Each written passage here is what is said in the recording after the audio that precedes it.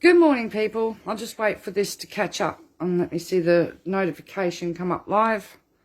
I've got an interesting story for you, and I'm going to frame it this way. This is how Indue being forced onto the Cashless debit card can send people broke, literally to the point of now having to declare bankruptcy. And I'll tell you how it works. So when people are put onto the Cashless debit card, especially parents, when their family tax benefit payments, their end-of-year supplements are put onto the card at a 100%, many parents rely on that money at the end of the year to be able to pay for bigger expenses like replacement of a vehicle or car repairs, right, and things like that. Now, since people have been put onto the Cashless debit card and had their money quarantined at 100%, many parents are in the position where they can no longer access that money, right? Which means that the gone are the days of being able to use that money to be able to buy a cheap car or repay for, pay your mechanic down the road that's been helping you out in regards to mechanical repairs. So, Sylvia in Kalgoorlie is now in the situation, and I'll explain her situation. She's a carer for a disabled son, but she didn't realise that she could have gone on to carer payments, but that's irrelevant because her money would still be 100% quarantine. Up until this year, in March, she was a nominee for her disabled son. Now, her argument always was, how come I can be a nominee for my son, manage his money, manage my NDIS funding, yet I'm on the Cashless debit card and my payments are on a card? Because, you know, you treat that as family money. She couldn't, last year she needed to replace a car urgently.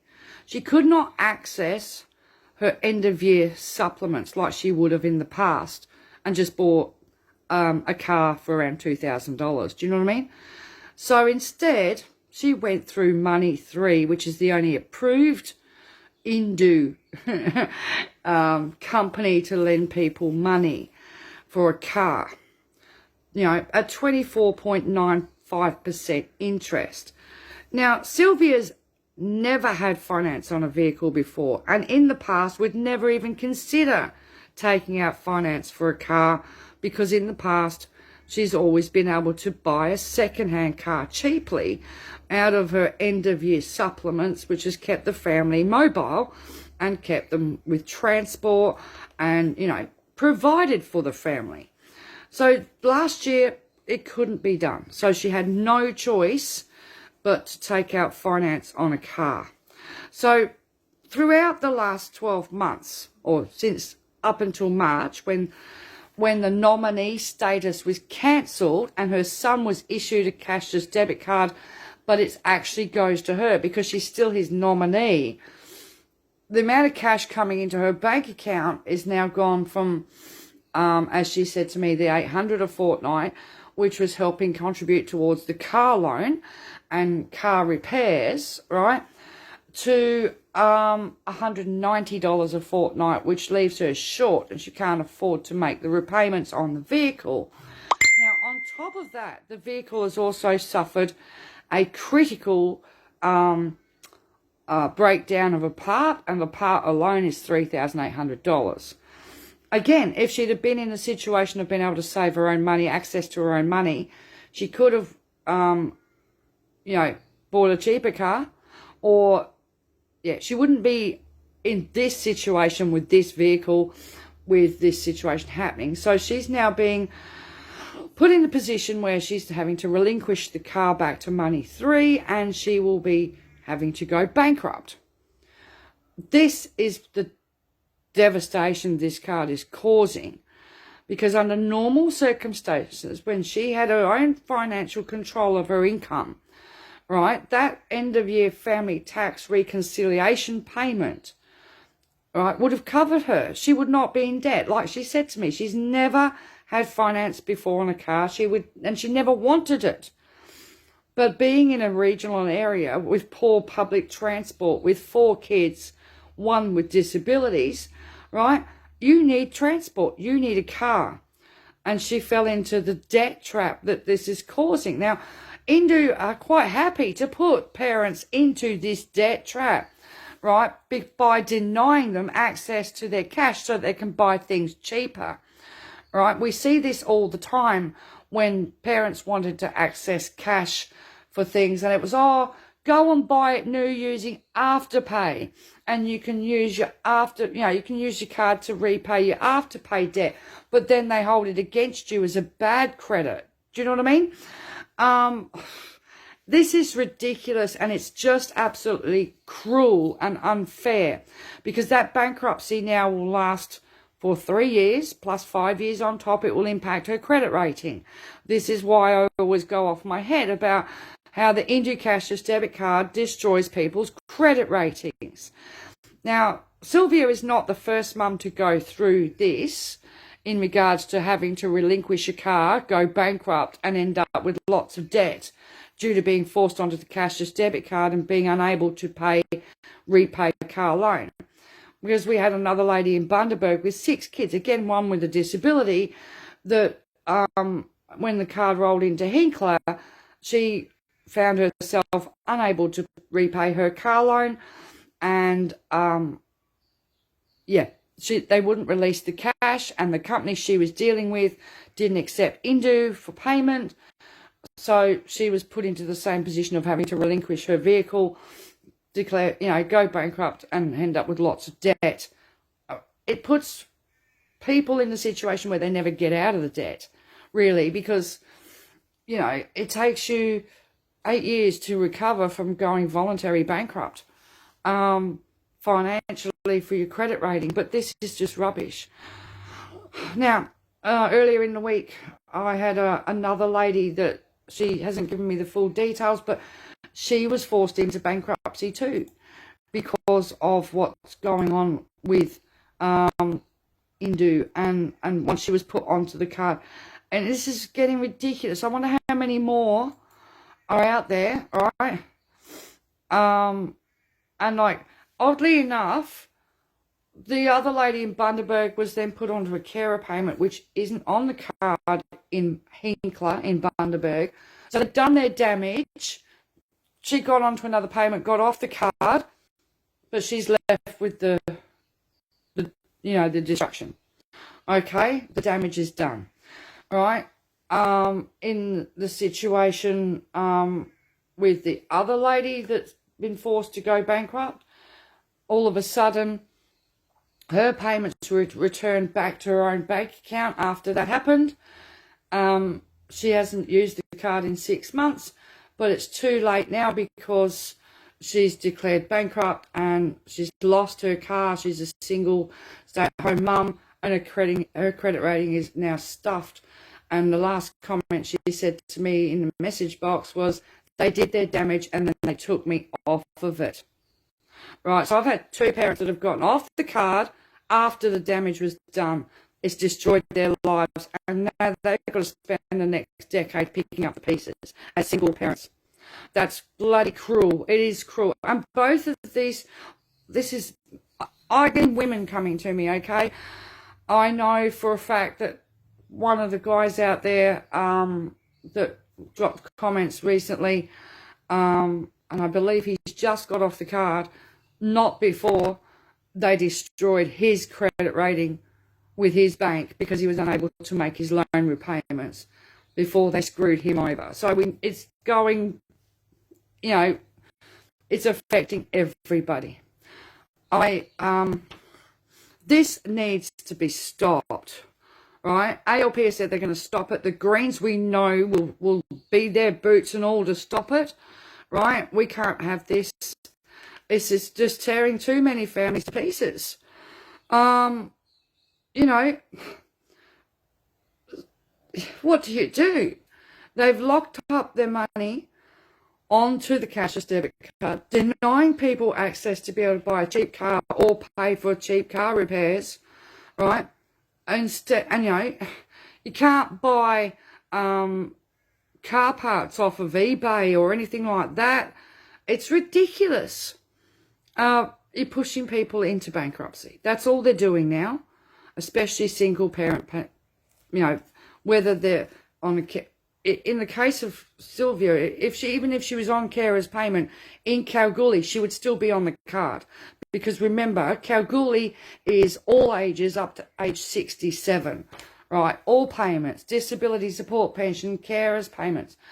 But in the past, if you had a financial nominee like her son did, they were exempt from the card, okay? But in March, they took away the financial nominee statuses and they cancelled them, and the card was issued to her for her son's payments, which has dropped the amount of cash flow coming into the household. And like she just said to me, I can't pay the car repairs. I can't pay the car loan for a car that's sitting in my driveway that I can't drive, right? Under normal circumstances, she would never have ever have gone into finance for this vehicle if she was able to have her own funds in her own bank account, right? So the lesson here is, by tying up that end of year family supplements and tax reconciliation payments, right, they are really forcing people to have to go and take credit that they can't afford. And of course, Money 3, thank you very much, because they're approved by Indue. They're also 24.95% interest, $220 a fortnight repayments, right? She's got $190 a fortnight coming in on one card, and not even that on the other one, because she's only on parenting payment, right? The cash portion that she's receiving now compared to what she was before March, she can't cover the loan. So she's having to relinquish her vehicle and go bankrupt. That's not fair. That creates financial hardship, right, for a decade. That's cruel. That keeps people in poverty. It doesn't lift them out of poverty, right? It's not going to get them a job because you've got no car, you know what I mean? Now, this is just, what can we do? We stand up, we vote them out, and we get this scrapped, and people get their autonomy back. Where does that leave those that have been left bankrupt with their destroyed credit ratings? What's going to happen to those people is that, this needs to be looked at by legal people, because this is not fair. Being on Social Security is not supposed to bankrupt you. Simple as that. It's not supposed to put you and having a third party that's controlling your income, that is pushing you into areas that you would never normally go into to get credit, because you can't get access to the cash that's in your card. Well, you know what I mean? Because you've got no choice. You need that car. Money 3 is the only option, right? Nobody else will look at you. You can't get a cheaper bank loan because it's only your 20% that's taken into consideration, right? So you don't qualify for a loan anywhere else. And Indue, of course, approved Money 3. It's like, yeah, okay, it's like they're mates. Do you know what I mean? It's like, this is getting ridiculous. Indue would rather somebody sign up for Afterpay, ZipPay or Hum, rather than, if there's $1,000 in the account, let them have the $1,000 to buy the products. No, go put yourself in hot for it. Right? This is not healthy. This is not a good financial budgeting tool, Anne. Not at all. Somebody needs to remind Anne Ruston that putting people into debt or putting them in a situation where they've got no other choice but to go to finance companies like Money 3 or use Afterpay and all that sort of thing, right, instead of being able to pay what they need out of their money. Instead, Indue's got the money and won't release it, right? And then takes me back to those words from Faye Whiffen from the 7th. Oh, they can just ring up and they can ask for a transfer of extra money and it'll be sent straight through. No, it's not, Faye Whiffen. All right, it doesn't work that way. I can remember the fight we had up here to try and get a lady money for a bedroom suite for her teenage son. It's just ridiculous what they're doing.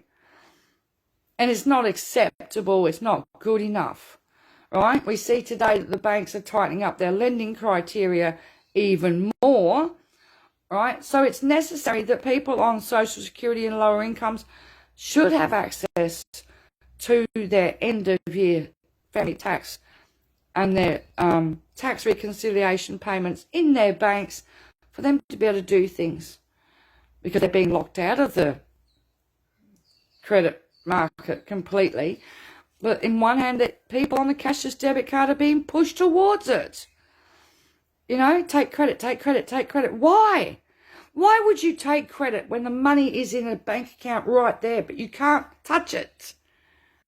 Oh, go and get finance, go and get finance, go and get finance. Why? And then when this happens, when the whole lot falls over, this is not fair. To move the goalposts constantly. This woman was fine paying her car repayments until they decided to cancel the nominee status, right, of her son, and then send her another Indue card for him, which meant that she's dealing with 2 Indue cards, 2 normal bank accounts, 20% on each, but it's not enough to cover the loans and everything that cash is needed for. This is cruel. This is cruel. It's absolutely disgusting. It's not on, because, she only applied for the finance in the first place because she was unable to access the money that was on her Indue card that could have purchased her a cheap car outright that was probably more reliable than whatever this lemon is, that's a diesel that's gone wrong. Do you know what I mean? And back before she was forced onto the card in 2018, she had a good mechanic that used to work on her car for her, but it was cash. She can't use it anymore, And pushing people to the dearest extremes. So whereas before people would buy the part off of eBay or at the wreckers, which they can no longer do, right? And then get somebody who's a friend or a mechanic to do the job fairly cheap. Okay, I've got a mechanic business here that lets me take my own parts in if I want. And he certainly doesn't charge me $110 an hour labour or more.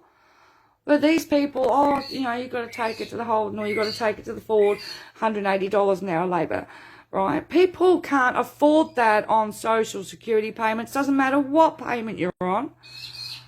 But being on an Indue card forces you to take the dearest option, the most unsafe option when it comes to credit, pushes people into finance they didn't want, can't afford, right? Puts them under strain, and then they pull the rug out underneath them and they let them fall and go bankrupt. That's not fair. That is wrong. And I'm thinking, banks aren't allowed to do this to people, so why is Indue? This is why we have banking laws, so that people can't be coerced or directed into taking out finance they can't afford, right? Whereas Indue's working the other way around. They're working around we've got your money, go and take out finance you can't afford, right? $220 a fortnight for single parents for car repayments for 5 years is just horrendous. It's a debt and credit trap, and it's not fair. But Indue approves it, but you could have the money. All right. Sorry. Apparently my audio is distorted. I've got a bird out the back that's making a lot of noise. Is that any clearer? It might be my signal too. It's pretty weak. But no, it's getting ridiculous what they're doing. All right. All these people being funded into all these different credit arrangements because they can't access their funds. That's wrong. It's wrong, and it's just disgusting. And to force people, force their hand, because you leave people no other choice than to declare bankruptcy, right? And trust me, that screws people's lives up, especially single mums, okay, more so than single dads or whatever, because eventually blokes end up getting back into the workforce a lot quicker than women, right? And they can work their way back up the line. But parents don't recover. Oh, you just don't recover from this sort of stuff. It's hard enough for women to get credit. We're still treated like you need your dad for a guarantor, even when you're 30. I ran into that at 31 myself. You know what I mean? My dad was deceased and they didn't know what the hell to do. All I wanted to do was buy a vacuum cleaner. So, been there, done that. You know what I mean? It's ridiculous. I'm so sorry for Sylvia. This is not right. This never should have happened. If she had been put on a cashless debit card, right, and her family tax payments, end of year supplements, income, her tax reconciliation payments weren't locked up on that damn card, this would never have happened. Because she would have done what she'd done in the past, right? Gone out and got a cheaper second-hand car. Paid cash, owned it outright, and not been at risk of bankruptcy. Bottom line is, this is what Indue does to single parents. Okay? Alright, I'm off and I'll talk to you